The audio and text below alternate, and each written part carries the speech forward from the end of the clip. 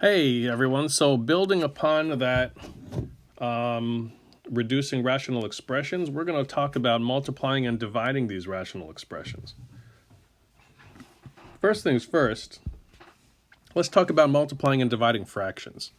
The rule of multiplying fractions is that you can multiply straight across. 2 times 21 is equal to 42.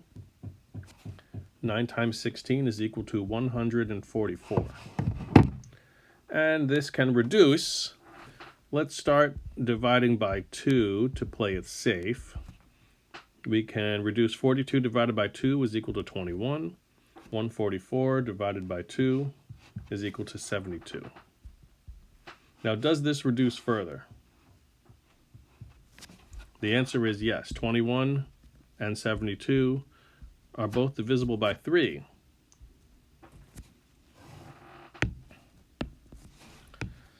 So 21 divided by 3 is equal to 7. 72 divided by 3 is equal to 24. And there is your final answer. Now we did 2 separate rounds of reducing in order to arrive to this answer. We could have reduced by 6 and done this reducing in one round. But there is I feel, a better way to do this even from that. Let's start over. 2 over 9 times 21 over 16. One of the things that multiplication, and only multiplication, allows you to do is do something called cross-canceling. Or, in our case, something called cross-reducing. Right? That means that if you were to see a fraction that said 21 over 9, you could reduce this to 7 over 3, right? Because 21 is divisible by 3, 9 is also divisible by 3. Now, because there is a multiplication symbol right there, this 21 and this 9, even though they are on separate fractions, can be reduced just like they were on the same fraction, right? So 21 divided by 3 is 7. 9 divided by 3 is equal to 3. Now, by that same token, 2 and 16 are reducible. 2 divided by 2 is equal to 1. 16 divided by 2 is equal to 8. So what we're actually multiplying here is going to be 1 over 3 times 7 over 8. Much, much more manageable than 42 over 144. And in fact, crossing out and reducing beforehand gets you your simplest fraction answer right away.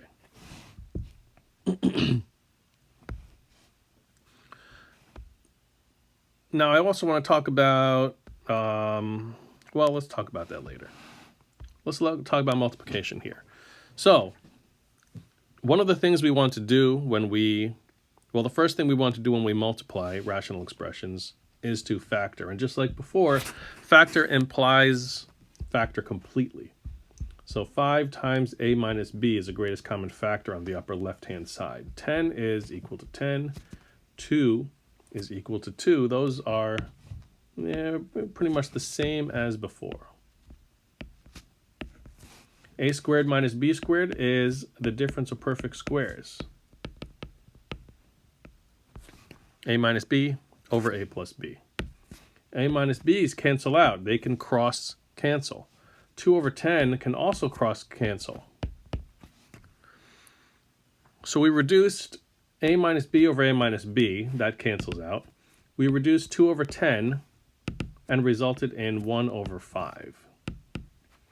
Now there's actually something else we can do, because we got a 5 here and a 5 here. That means those reduce all to 1s. So essentially, the first fraction becomes 1 over 1, and the second fraction becomes 1 over a plus b, and our result, 1 times 1 and 1 times a plus b, this is our answer. Our multiplication is much, much easier because we did this cross canceling. So this one is a little involved. There's a lot of quadratics here. So let's start factoring, right? And again, just like in the last lesson, you kind of look at this as number 1, number 2, number 3, and number 4, like 4 separate problems where your instructions are to factor completely.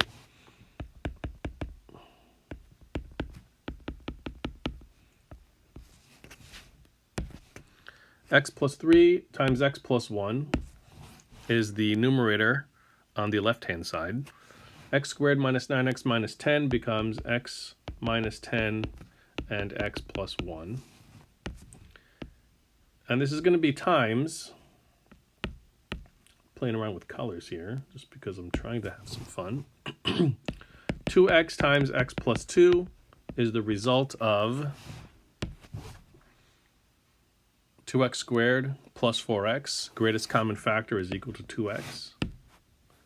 And lastly, let's use this gray. X squared plus 5x plus 6 is going to factor into x plus 3 times x plus 2.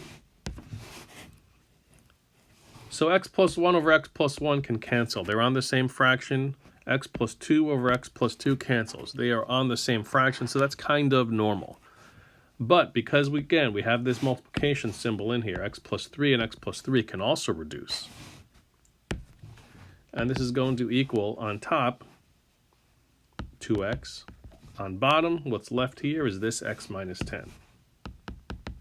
And everything else that got canceled out becomes the number 1. 1 times 1 is 2x times 1, x minus 10 times 1, and 1 times 1. So this is our final answer. Once again,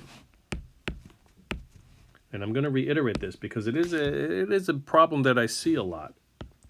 X over x here does not cancel because of this minus sign. And by that same fashion, this minus sign is also preventing 2 and 10 from being reduced. So make sure that you leave your answer alone. You got to know when to hold them and know when to fold them, in the words of the late, great Kenny Rogers.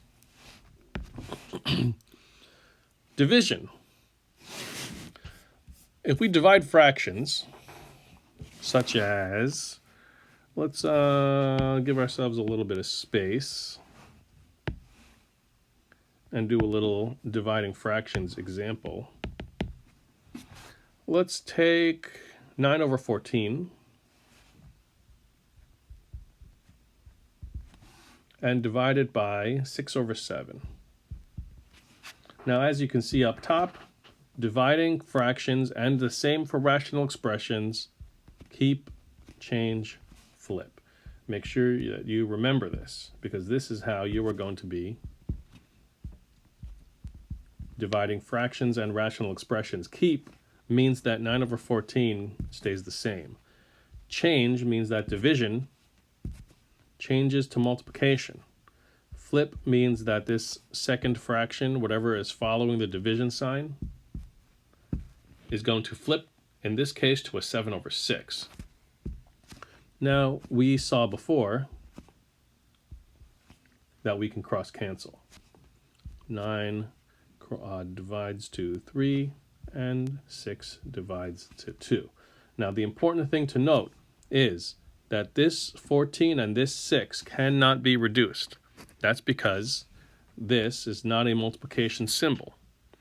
This cross-canceling business is only usable when you have multiplication in between these fractions.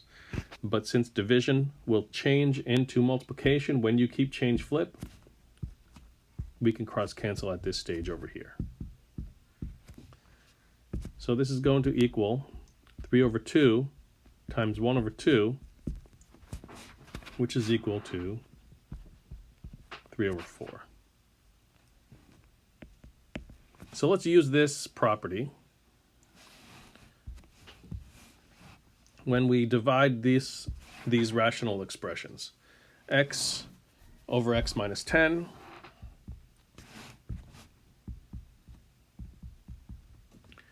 divided by, which turns into times, x squared minus 100 was on the bottom, now goes on top, x to the third plus 6x minus 40x now goes on the bottom.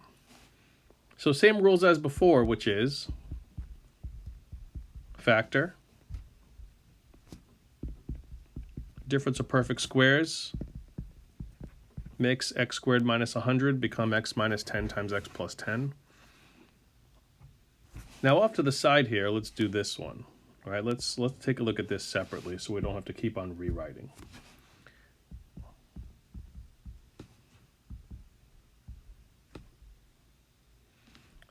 One typo that I made was that this should be an 6x squared. That way there's a greatest common factor of x. So it becomes x squared plus 6x minus 40. And inside here, this trinomial, this quadratic, factors into x times x plus 10 and x minus 4. All right, sorry about that typo, but it is corrected. So that this x to the third plus 6x squared minus 40x is going to become x times x plus 10 times x minus 4. So over here, x times x plus 10 times x minus 4. Writing this off to the side and showing the work on the side over here allows us to, we don't have to rewrite all of this over and over again as we continue to factor this in 2 steps. So because now we have multiplication, that means we can cross cancel. X minus 10 and x minus 10 are going to cross cancel. X and x are going to cross cancel. X plus 10 over x plus 10 is going to cancel normally. And remember, every time we cancel out completely something, we are left with 1s. So up top is a 1, on bottom is an x minus 4. And there is our answer.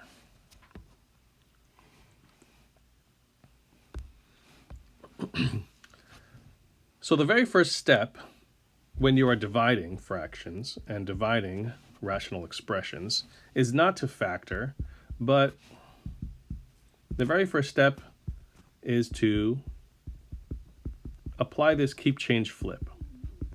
That means this division becomes multiplication.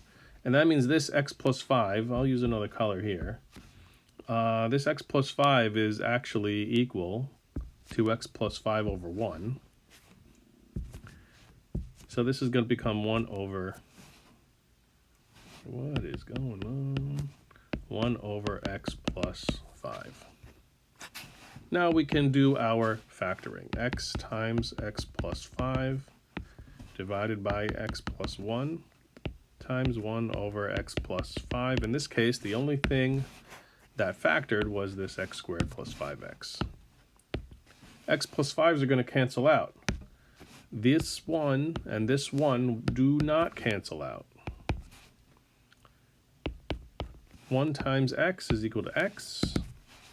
X plus 1 is the only thing left on the denominator. And remember, this is your final answer. It does not reduce.